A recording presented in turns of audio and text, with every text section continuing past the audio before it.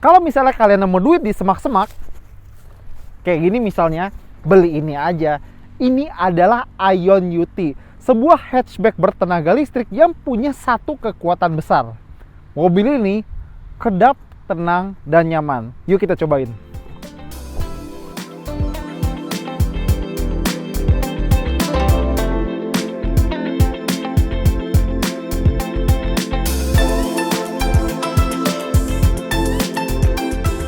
Kita pertama kali ketemu sama Ion UT ini itu sekitar pertengahan tahun 2025.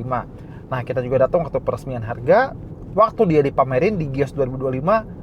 Tapi selang waktu itu banyak banget mobil listrik lain yang datang dengan harga yang mengejutkan segala macam.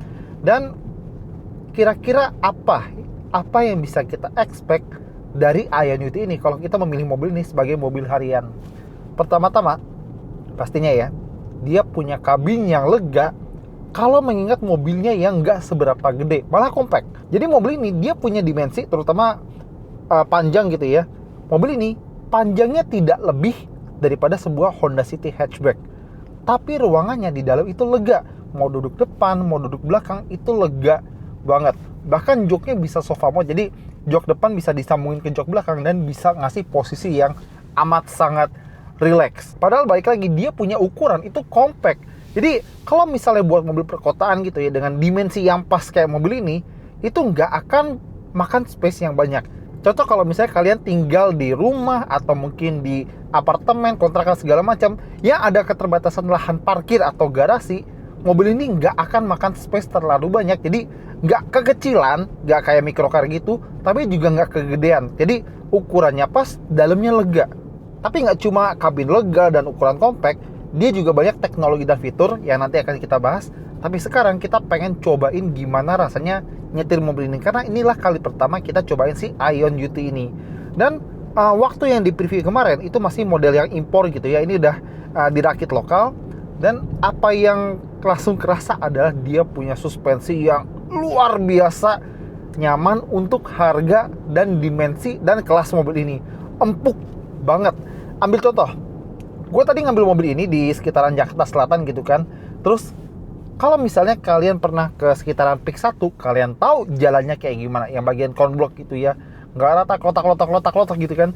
Mobil ini coba kalian lewatin misalnya di bagian situ, itu mobil ini nyaman, nggak ada gludak-gluduk, nggak ada bunyi-bunyi aneh, suara dari luar tuh keredamnya juga bagus. Jadi kalau misalnya kalian pengen gitu mobil harian yang nyaman, kedap suara, biar bisa kita tenang, kayak aduh pengen santai aja di kabin, apalagi jadi WNI itu udah berat gitu kan, masa ngasih mobil juga yang bikin berisik gitu kan.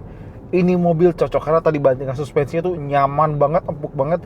Kalau ketemu jalan jelek, nggak usah konbloknya Pik 1 lah, ketemu polisi tidur, speed trap, jalan bergelombang nih kayak tadi nih sekarang kita lewatin, ini mobil empuk nyaman gitu. Tapi bukan empuk yang bikin mabuk, ini empuk yang nyaman.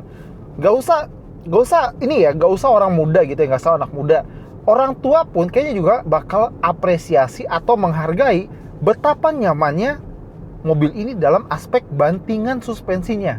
Beneran. Jadi kalau kalian emang cuma pengen mobil yang nyaman, empuk gitu ya bantingannya, gak ada salahnya test drive si Ion UT ini dulu.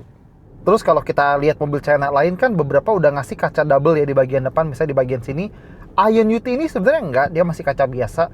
Tapi untungnya kualitas soundproofing atau kekedapan kabinnya itu juga masih bisa dibilang nyaman. Jadi udah bantingan suspensi nyaman, kabinnya kedap. Tapi emang ya kalau misalnya kita jalan di atas kecepatan 100 gitu ya, suara-suara dari jalan itu mulai masuk, terutama kalau misalnya aspalnya kasar atau kita lewatin beton gitu ya. Tapi secara keseluruhan dia punya kekedapan kabin yang lagi-lagi bikin tenang dan bikin nyaman. Ini benar-benar mobil yang diciptakan untuk kenyamanan, baik kenyamanan supir maupun penumpang. Jadi udah kombinasi tadi ya, suspensi empuk nyaman, kacanya juga bisa meredam suara dengan baik, dan ada cherry on topnya itu adalah joknya yang empuk. Dan gak cuma empuk, adjustmentnya elektrik dan ada ventilated. Gak ada heated, tapi jadi nggak bisa dipanasin gitu ya. Tapi ventilated sih alias jok berpendingin gitu ya, kayaknya lebih memanjakan gitu. Terutama kalau panas di luar ya, kayak di tempat kita sekarang nih. Kalau misalnya habis panas-panasan terus capek gitu ya, masuk ke dalam, tenang, duduk, nyender, nyalain ventilated seatnya, wah, tenang dunia, berasa lupa kalau sekarang kita tuh WNI gitu. Dan nyetir Ion UT ini bener-bener effortless. Tadi udah suspensinya, sekarang setirnya. Dia setirnya nggak seringan mobil-mobil listrik pada umumnya. Kan kalau mobil listrik lain kan, kalau misalnya kita main setirnya, coba deh, itu ringan banget ya, hampir kayak nggak ada rasa apa-apa. Ini sedikit lebih berat. Tapi bukan berarti dia kayak, waduh, fun to drive atau dynamic banget, mantap banget handlingnya segala macam.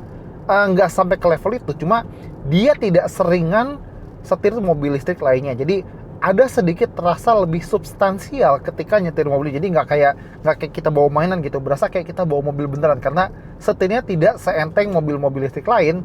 Bikin rasa kayak, oh ya bener, ini kita masih nyetir mobil gitu, karena ada bobotnya sedikit.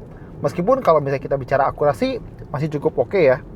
Dan kalau kita belok kayak gini, dan karena suspensinya empuk tadi, memang ada body roll, tapi masih dalam batas yang bisa kita wajarkan.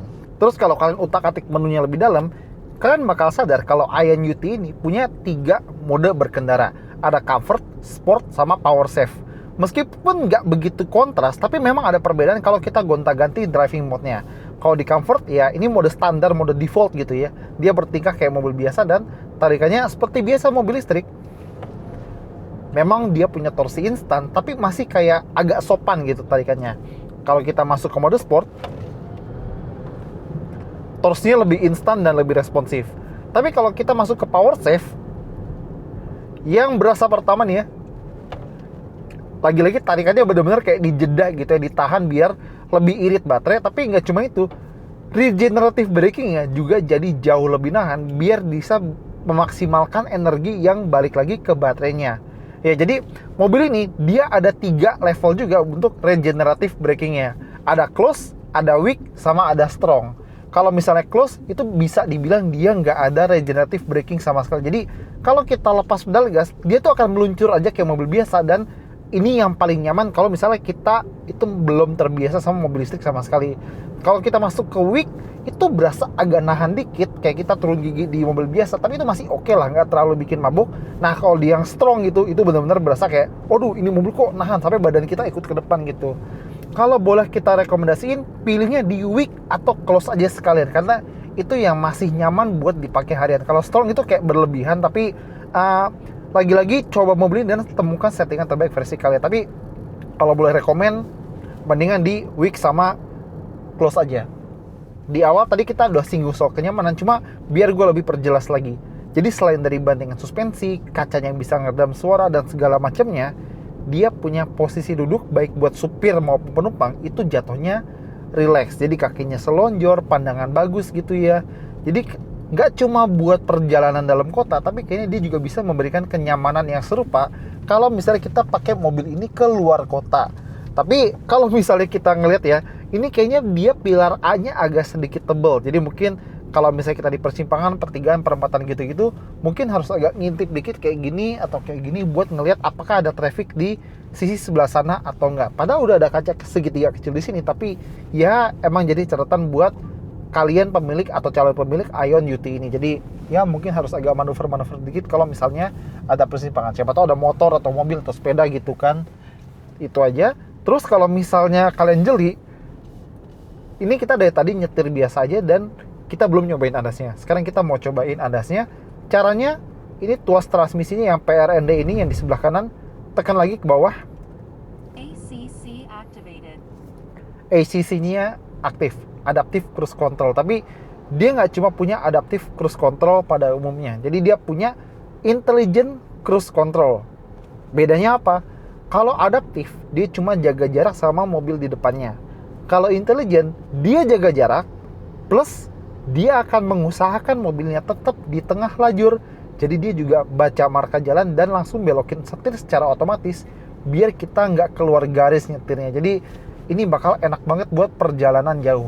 Terutama kalau misalnya kalian, katakanlah misalnya rumah di Depok atau misalnya mungkin di Bekasi gitu ya, sering ke Jakarta gitu, perjalanan lewat tol itu tidak akan terasa stressful bersama mobil ini. Dan dia juga bisa traffic jam assist. Jadi kalau mau macet-macetan pakai mobil ini menggunakan sistem ADAS-nya yang mereka sebut sebagai Adigo Smart Driving, bisa banget, beneran. Jadi mau macet, mau lancar, kita tetap bisa pakai si Adigo Smart Driving dari Ion UT ini. Dan dia cukup halus, jadi kalau misalnya kita sengaja kena marka jalan, dia tuh intervensinya nggak terlalu kasar. Terus kalau misalnya kita ngatur jaraknya tuh juga bisa dari sini gitu kan. Dan dia akselerasi sama deselerasinya itu masih lumayan halus. Mungkin bukannya paling halus, tapi lumayan lah buat mobil sekelas dan seharga Ion UT ini. Tapi tetap ya, gue masih nggak seneng sama mobil yang beberapa settingan pentingnya itu ditaruh di layar sentuh. Salah satunya kayak mobil ini. Contoh, AC yang paling sering, yang paling umum. Semua menu AC ditaruh di layar sentuh dan nggak ada tombol fisik buat AC sama sekali. Mau ngubah temperatur, layar sentuh. Mau ngubah fan speed, layar sentuh. Semuanya di layar sentuh. Dan kalau kita lihat menunya, biarpun dia ada settingan temperatur di kanan sama kiri gitu ya, bukan berarti dia dual zone climate control. Jadi kalau kita atur suhu yang kiri, yang kanan ngikut, dan begitu juga sebaliknya. Dan dia ada menu eco, jadi bisa buat ngehemat energi AC-nya gitu kan. Dan ada juga menu quick cool, biar kabinnya cepat dingin, quick heat, biar kabinnya cepat hangat, dan ventilation buat ngatur ventilasi atau sirkulasi udara di dalam kabinnya secara otomatis seperti itu. Cuma baik lagi, menunya sebenarnya lengkap, tapi kenapa harus di layar semua? Untung kalau pengen ngubah arah hembusan angin masih pakai ventilasi fisik ya, tombol fisik di ventilasinya, untungnya begitu. Tapi sayangnya settingan-settingan AC itu di layarnya. Dan gak cuma settingan AC-nya, tadi kalian udah lihat drive mode-nya di layar segala macam. Bahkan buat ngatur rem tangan sama auto brake hold itu di layar. Ya brake hold nggak apa-apa lah, mungkin bisa agak jarang dipakai gitu kan. Rem tangan di layar tuh kayak aduh sayang sekali. Buat ngatur lampu pun di layar. Jadi mau lampu kecil, lampu gede segala macam itu di layar semua. Bahkan sampai kalau pengen ngelipet buka itu ya, lipat spion itu di layar. Ya tapi untungnya dia ada 2 tombol bintang di setir. Ini yang bisa kita custom fungsinya. Contoh kalau di mobil ini, yang sebelah kanan tuh udah disetting buat ngelipat spion. Jadi contohnya kayak gini nih, kita berhenti dan kita tekan tombol yang sebelah kanan, spionnya bakal ngelipat. Tekan lagi, dia bakal ngebuka. Jadi tombol ini kiri kanan bisa di custom ya. Tapi kenapa nggak kasih tombol fisik dari awal aja gitu loh, buat ngelipet sama ngebuka spionnya. Ada. Dan masih soal layar ya, karena mobil ini hampir semua di layar. Bahkan buat central door lock itu di layar. Nih ada icon gembok ya, nih itu ngebuka, itu ngunci. Tapi kenapa harus layar? Why? Dan tepat di sebelahnya ini ada yang kita suka ya, ada kamera 360 derajat. Jadi kita bisa ngeliat sekeliling mobil. Dan kalau misalnya kita parkir, dia ada garis pemandu warna kuning itu yang bergerak-gerak sesuai dengan arah setirnya. Jadi lumayan membantu ya. Dan nggak cuma itu, misalnya entah apa alasannya, kalian pengen ngeliat mobil ini dalam versi 3 dimensi di layarnya dan kondisi bergerak sampai kecepatan mungkin sekarang nih 40 tetap bisa lihat, 50 tetap bisa. Jadi kayak main GTA gitu. Nih lihat nih, ya kayak main GTA, kita bisa ngeliat mobil kita bergerak di layar. Gak tahu kenapa Ion memungkinkan fungsi itu, tapi ya menarik aja sih. Oh ya, ada yang kelupaan soal AC-nya. Jadi dia punya sistem air purification buat menyaring udara, biar udara luar yang kurang sehat bisa disaring lagi jadi udara sehat di dalam kabin. Jadi kalau misal kalian tinggal di kota yang langitnya tuh nggak pernah biru ya, kadang-kadang abu-abu butek, kadang-kadang hitam gitu ya, ini bakal jadi sebuah sebuah tempat yang menyenangkan dengan udara yang bisa kita hirup, bikin kita lebih santai atau lebih tenang seperti itu lagi. Dan asli ini mobil sih bantingannya sih no play kenyamanannya. Tadi speed trap selesai gitu doang. Nah, kita juga bisa atur sistem Adigo soundnya. Ini sistem surround sound si Ion UT ini. Jadi kita atur di menu yang mobil ini. Kenapa layar sentuh sih? Kita bisa atur di sistem setting, ada sound segala macam, dan kita bisa preset mau di mana titik suaranya berpusat, mau di supir, penumpang, di tengah-tengah, biar kita lebih enak dengerin suara musiknya. Dan ternyata suara speakernya juga lumayan bagus loh untuk mobil, baik lagi, seukuran dan seharga ini. Dan di mobil ini gue menemukan beberapa fitur yang bisa dibilang cukup unik. Gue gak bicara soal kayak voice command, gak bicara soal Android Auto, Apple CarPlay, itu biasa zaman sekarang. Semua mobil juga punya, baik dari yang murah sampai mahal, itu semua ada. Tapi kita utak-atik mobil ini dan menemukan beberapa hal yang menarik. Contoh, feature comfortable parking. Jadi Kalau misalnya kita manuver ya, parkir kan manuver pelan kayak kecepatan gini misalnya. Kadang-kadang kalau kita ngeremnya tuh agak kagok gitu. Kadang-kadang kan bodi mobil bisa agak goyang dan bikin kita nggak nyaman kayak kedorong gitu nih, kayak gini nih misalnya. Kalau kita nyalain comfortable parkingnya, bodinya bakal dijaga biar nggak terlalu banyak kayak nukik atau dangak pas kita ngerem mendadak. Ini bikin kita manuver tuh lebih nyaman karena badan kita nggak terlalu banyak gerak. Dan kita bisa ngerasain perbedaannya saat feature comfortable parking itu dinyalain atau dimatiin. Itu lumayan menarik. Gak tau mungkin beberapa orang yang bakal sadar sama feature ini, tapi kalau misalnya kalian ada waktu, boleh dicoba. Tapi yang lucu adalah feature air conditioning self crying. Sebenarnya sih self drying, jadi biar AC itu bisa mengeringan kabin biar nggak tumbuh lumut, jamur gitu-gitu. Tapi seperti biasa mobil China itu selalu ada masalah dengan terjemahan. Harusnya self drying, kenapa jadi self crying? Self crying, nangis. Terus kalau kita ngerem, ini feeling pedal remnya cukup alami ya. Jadi nggak terlalu kayak ngerem dikit terus kayak terlalu pakem gitu, enggak. Masih cukup alami. Mungkin memang perlu pembiasaan, tapi kalian bakal cepat terbiasa dengan pedal rem Ion UT ini. Nggak ada masalah soal drivingnya, setirnya ya lumayan, pedal gasnya ya seperti biasa, remnya juga masih oke. Cuma yang gue masih kurang suka adalah sennya. Kalian ingat nggak sen BMW yang kalau misalnya dicolek terus balik ke posisi asal, dia juga sama. Jadi kalau misalnya kita belok kiri nih ya, dia balik ke posisi asal dan sen kirinya bakal tetap nyala. Kalau kita ke kananin full ya, itu dia bukannya matiin sennya, malah baik lagi sen kanan. Jadi kalau pengen matiin sennya, dikasih setengah gitu aja, setengah colekan gitu ya. Gue masih nggak suka sen kayak begini. Untungnya bahkan BMW sendiri udah nggak pakai sen kayak begini, tapi Ion UT ini masih pakai. Jadi mungkin harusnya pakai sen yang biasa aja kali ya, biar orang-orang nggak kagok. Tapi nggak tahu gimana menurut kalian. Kalian prefer sen kayak gini, nggak ada masalah, atau kalau bisa sen yang biasa aja? Komen aja di bawah. Ya, kita udah nyetir Ion UT ini dan gimana rasanya? Kesimpulannya adalah ini adalah sebuah mobil perkotaan yang benar-benar mengutamakan kenyamanan. Kenyamanan dalam bantingannya, kekedapan suaranya juga nyaman, joknya nyaman dan empuk. Jadi benar-benar relax banget kalau kita bisa beristirahat di dalam Ion UT ini. Gak cuma beristirahat mungkin ya, nyetirnya juga relax dan mudah dikuasai oleh siapa saja. Fiturnya juga lumayan lengkap ya, jok ventilated, jok elektrik, kabinnya lega, dimensinya compact segala macam.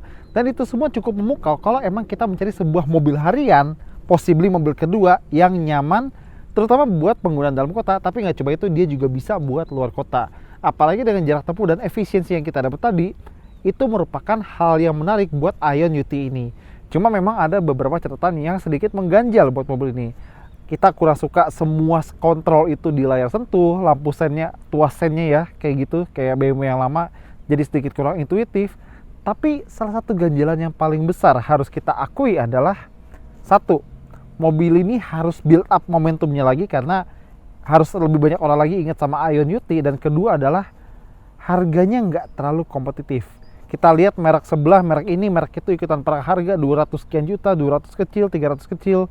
Dengan harga Ion UT yang bisa 360 jutaan buat tipe yang paling mahal kayak gini, dan dimana kita bisa mendapatkan beberapa komputernya dengan mungkin kayak 60-70% kelebihan mobil dengan harga yang jauh di bawahnya, ya kayaknya Ion harus melihat lagi apa yang possible buat Ion UT ini menjangkau lebih banyak orang. Tapi overall, ini adalah mobil yang bagus kalau kalian tidak bermasalah dengan harga mobil ini. Oke, segitu aja dari kita. Thank you udah nonton. Jangan lupa jempolnya, komentar, dan jangan lupa subscribe.